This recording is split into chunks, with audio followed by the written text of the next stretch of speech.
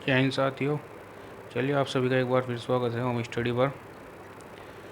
तो बच्चों, जैसा कि आप जानते हैं, हमने अपने कंप्यूटर का एक टेस्ट सीरीज कंप्लीट कर ली थी और आज हम आपके सामने कंप्यूटर की दूसरी टेस्ट सीरीज लेकर आए हैं।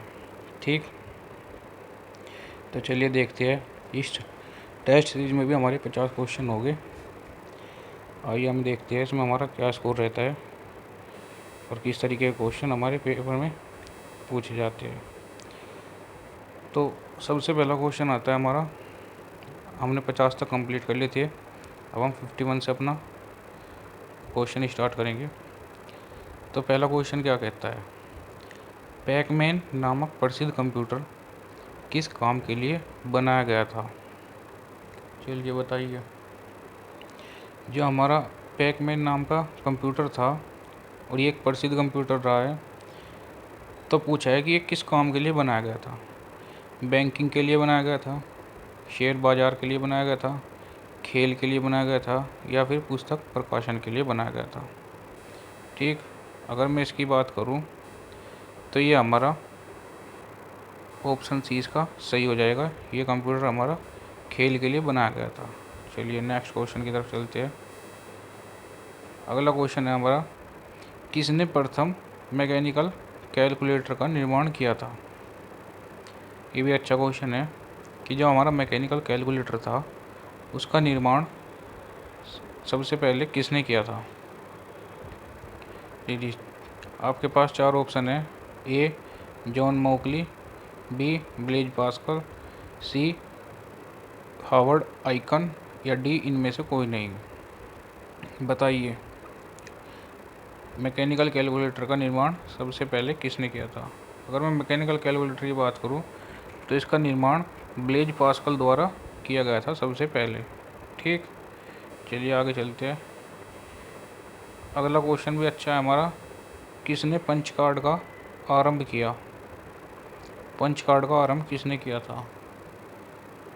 इसमें भी हमारे चार ऑप्शन है, जैकवार्ड, पावर्स, पास्कल, या इनमें से कोई नहीं। तो अगर मैं इसकी बात करूं तो पंच कार्ड का आविष्कार इनमें से किसी ने नहीं किया। ये हमारा डी इसमें ऑप्शन सही हो जाएगा। ठीक, चलिए आगे चलते हैं। अगला क्वेश्चन है, कंप्यूटर के बुनियादी रचना का विकास किया था? इसमें पूछा गया है कंप्यूटर की जो बुनियादी रचना थी उसका विकास किसने किया था? तो इसमें चार ऑप्शन आपके सामने हैं, जॉन मोकली, जैकवार्ड, चार्ल्स बेबेज और ब्लेज पास्कल। तो इसमें जो हमारा, आप सभी जानते हो, फादर ऑफ कंप्यूटर किसे बोला जाता है? चार्ल्स बेबेज को। और इन्होंने ही बुनियादी संरचना का विकास किया था कंप्यूटर की। ठीक, चलिए आगे बढ़ते हैं नेक्स्ट क्वेश्चन की ओर। ये क्या कहता है? ये कहता है, इनमें से सबसे बड़ा, सबसे तेज और सबसे महंगा कंप्यूटर है? Super computer, laptop, personal computer, notebook. तो आप सभी जानते हैं हमारा जो सुपर कंप्यूटर होता है वे सबसे बड़े होते हैं, सबसे तेज होते हैं और महंगे भी सबसे ज़्यादा यही होते हैं। ठीक, चलिए नेक्स्ट देखते हैं। सामान्य रूप से प्रयुक्त किए जाने वाला कंप्यूटर है?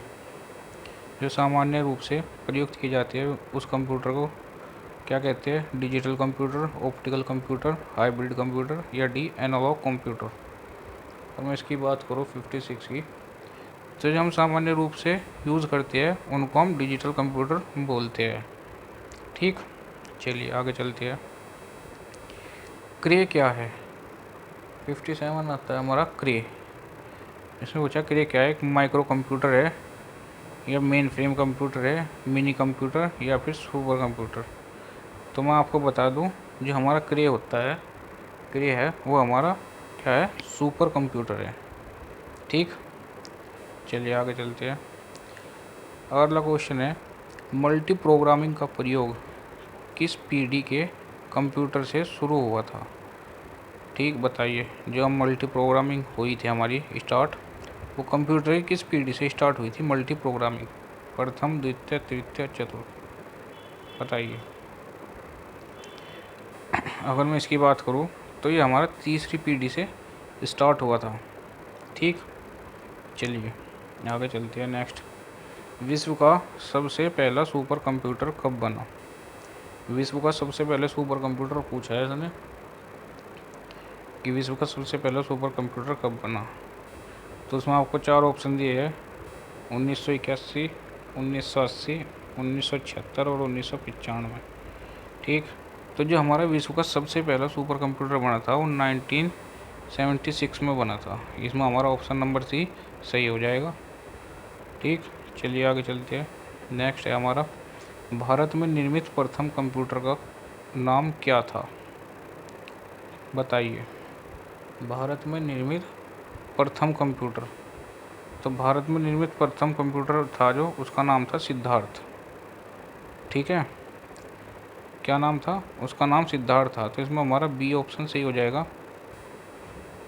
चलिए आगे देखते हैं। सबसे तेज कंप्यूटर होता है, तो सुपर कंप्यूटर हमारे सबसे तेज होते हैं, ये बात सभी जानते हैं। तो इसमें हमारा डी हो जाएगा बिना किसी संकोच के। चलिए आगे देखते हैं। माइक्रो प्रोसेसर किस पीढ़ी का कंप्यूटर है? या फिर बताया जाए तो माइक्रो प्रोसेसर किस पीढ़ी का कंप्यूटर में आना स्टार्ट हुआ था? कंप्यूटर के अंदर जो माइक्रो प्रोसेसर होता है वो किस पीढ़ी में आया था? तो 4 ऑप्शन दिए आपको, इनमें से बताना आपको। तो जो हमारा माइक्रो प्रोसेसर है वो हमारा चतुर्थ पीढ़ी में आना स्टार्ट हो गया था। ठीक, चलिए आगे चलते हैं। नेक्स्ट क्वेश्चन क्या कहता है, भारत में निर्मित परम कंप्यूटर किस प्रकार का कंप्यूटर है? तो भारत में निर्मित परम कंप्यूटर सुपर कंप्यूटर है, सब जानते हैं। ठीक है, तो इस पर हम अपना डी ऑप्शन सही करेंगे। आगे चलें। गणना संयंत्र एबेकस का आविष्कार किस देश में हुआ? अगर एबेकस की बात करें तो मैंने आपको स्टार्टिंग में बताया था, ये जब आपको परिचय दिया, कि जो एबेकस है उसका आविष्कार चीन में हुआ था।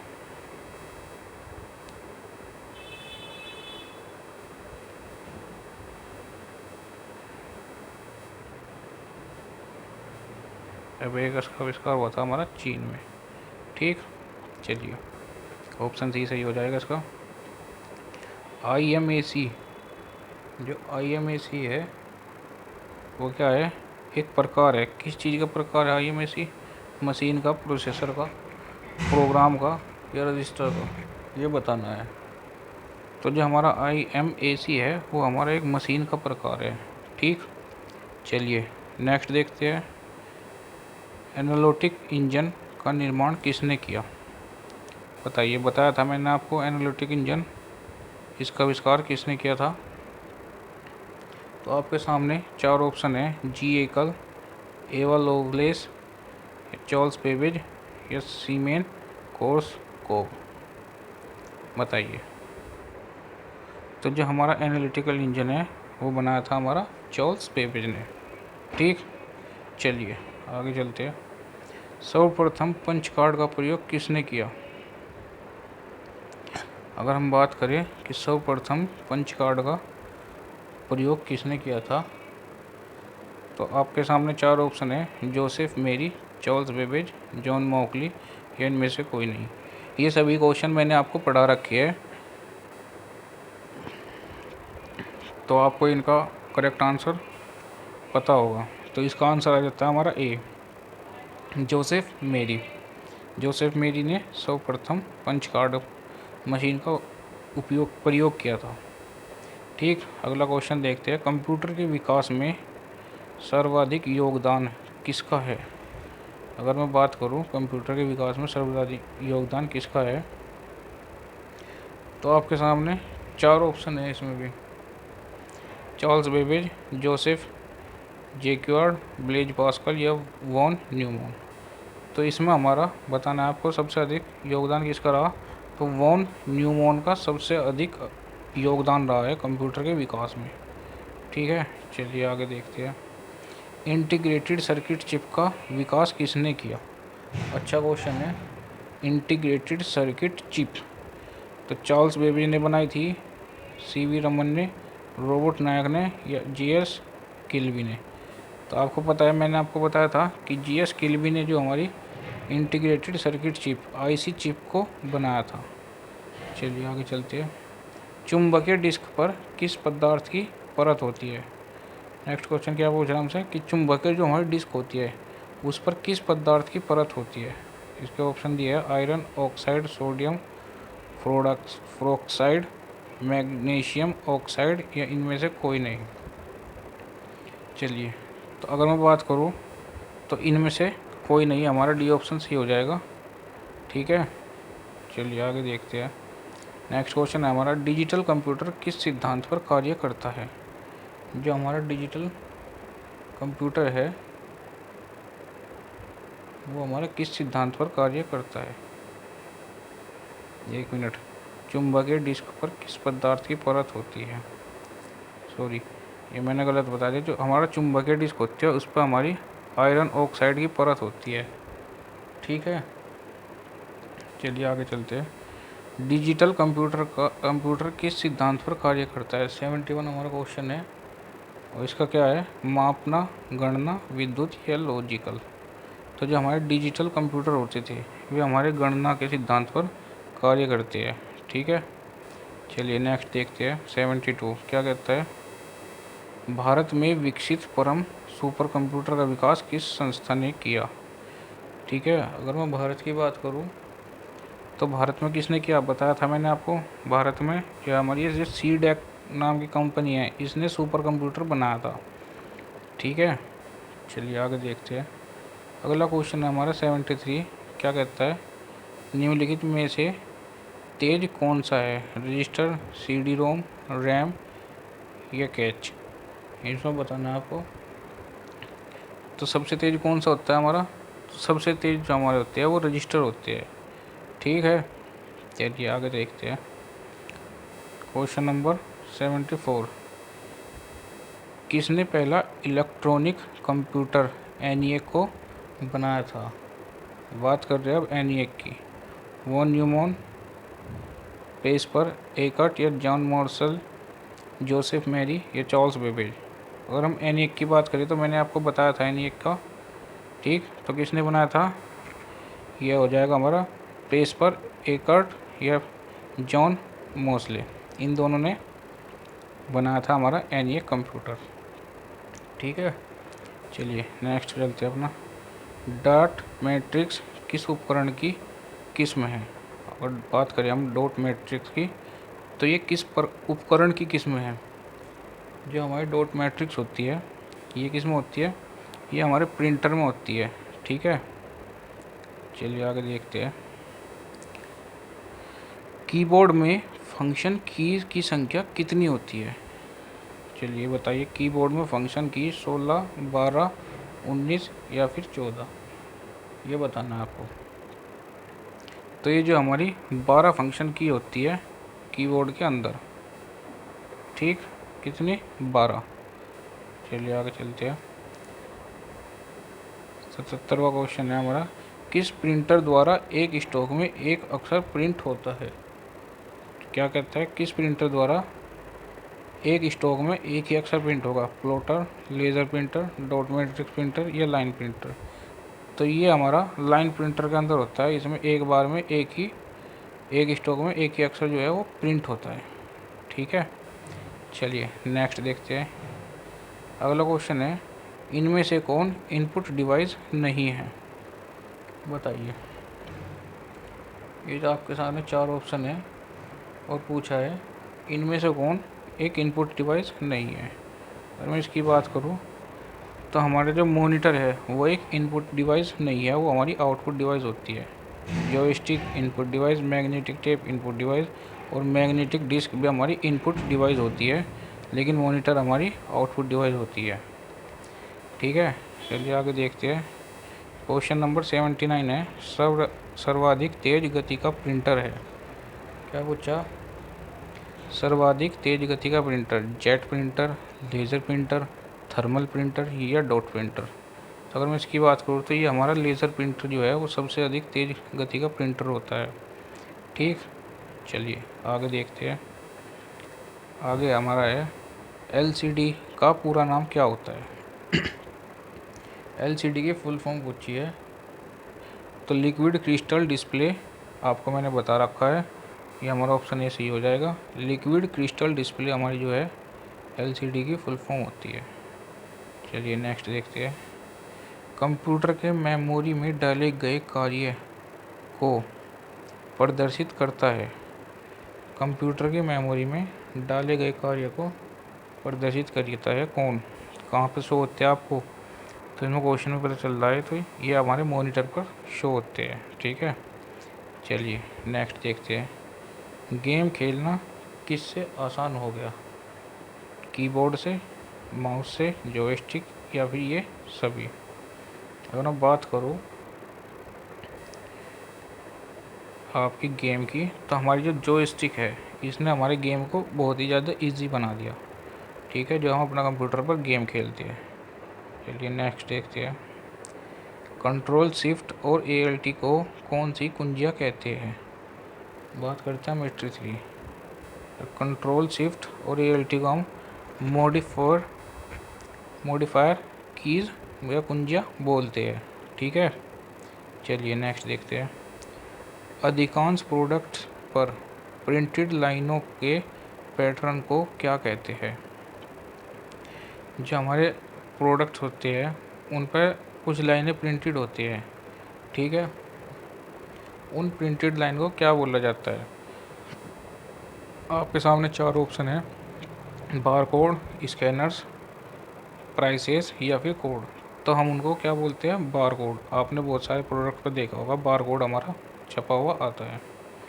चलिए आगे देखते हैं। OCR का पूर्ण रूप पूछा है इसने। OCR का पूर्ण रूप क्या है? ऑप्टिकल कैरेक्टर रिकॉग्नाइजेशन, ये हमारा OCR का पूर्ण रूप होता है। ठीक है, चलिए नेक्स्ट देखते हैं। 86 क्या कहता है? निम्नलिखित में से कौन सा आउटपुट डिवाइस नहीं है? प्रिंटर आउटपुट है, मॉनिटर आउटपुट है, ठीक है, और आपका ये जो है प्लॉटर, ये भी आपका आउटपुट है। लेकिन जो हमारी टच स्क्रीन होती है ये हमारी इनपुट में आती है। ठीक है, चलिए देखते हैं नेक्स्ट क्वेश्चन क्या कहता है। 87 है, व्यक्तिगत कंप्यूटर हेतु सबसे साधारण स्टोरेज डिवाइस है। अगर बात करूँ सबसे साधारण स्टोरेज डिवाइस की, तो हमारी फ्लॉपी डिस्क जो होती है वो सबसे साधारण स्टोरेज डिवाइस होती है। ठीक, चलिए नेक्स्ट देखते हैं। मॉनिटर के डिस्प्ले आकार को कैसे मापा जाता है? क्वेश्चन नंबर 88 हमारा। मॉनिटर का डिस्प्ले आकार की अगर बात करूँ तो हॉरिजॉन्टली, डायगोनली, जिगजैग या वर्टिकली? तो हम अपने मॉनिटर को डायगोनली मेज़र करते हैं। ठीक, चलिए नेक्स्ट देखते हैं। नेक्स्ट क्या कहता है? नेक्स्ट कहता है कंप्यूटर में प्रिंटेड डायग्राम पाने के लिए यूज किए जाने वाले इनपुट डिवाइस। ठीक, बताइए जो कंप्यूटर में प्रिंटेड डायग्राम होते हैं उनको पाने के लिए कौन सी इनपुट डिवाइस यूज़ करते हैं हम, वो पूछा है इसमें। तो उसके लिए हम क्या करते हैं? उसके लिए हम स्कैनर का यूज़ करते हैं, जिससे हम अपने डायग्राम को पा सकते हैं, इनपुट ले सकते हैं।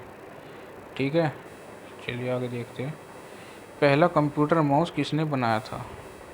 और बात करें हम पहला कंप्यूटर माउस किसने बनाया था, तो किसने बनाया था? डगलस एंजलबर्ट ने हमारा पहला कंप्यूटर माउस बनाया था। ठीक है, आपको बताया मैंने जब पढ़ा रहा था मैं। ठीक, चलिए नेक्स्ट है जो हमारा है, जब PC द्वारा किसी डॉक्यूमेंट पर कार्य करते हैं तब डॉक्यूमेंट अस्थायी रूप से स्टोर होता है। कहाँ पर स्टोर होता है ये बताइए।